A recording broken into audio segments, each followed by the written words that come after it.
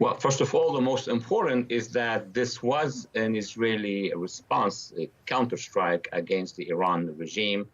It was successful. It was limited, but it sent many messages. Message number one to the Iranian regime leadership is that we can get to you any location inside Iran. We have the technology, we have the air force, the drones, etc. So that was a message to the Iranian leaders. Second message is basically to us, to the Biden administration first, saying that we will go and do what we have to do for our national security, but also a message to Congress telling them we need a sustained support by you, by the United States, because we are facing not just Iran, but the weapons coming from China and, of course, from Russia. A third message, I think, was very interesting, and I read about it in social media and some media in the Middle East, to the Arab world, to the Arab coalition. Jordan participated in intercepting drones when Israel was attacked by Iran. The Saudis were on scramble situation. They would have been part of it. And this is a message by the Israelis to the Arab moderates. Look,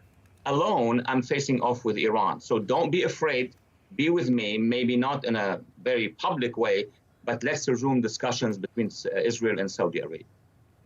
Walid, what does this tell you about maybe what Iran's regime is contemplating at this moment? Can we expect another response, drone strikes, air strikes on Israel following this latest reaction from Israel?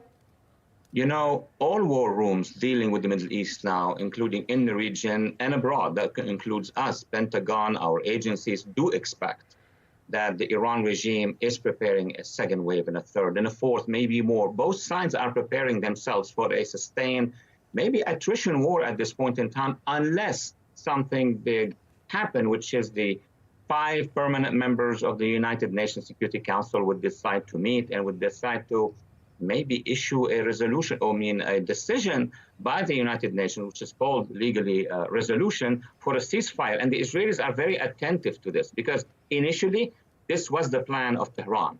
They did a strike on Israel, expected a counterstrike, maybe a few more. And at one point, the international community is going to say, okay, we're going to stop both our nuclear and we need a ceasefire. The problem with the ceasefire before things change on the ground is that those who are not friendly with Israel are going to say, oh, ceasefire everywhere, including Gaza.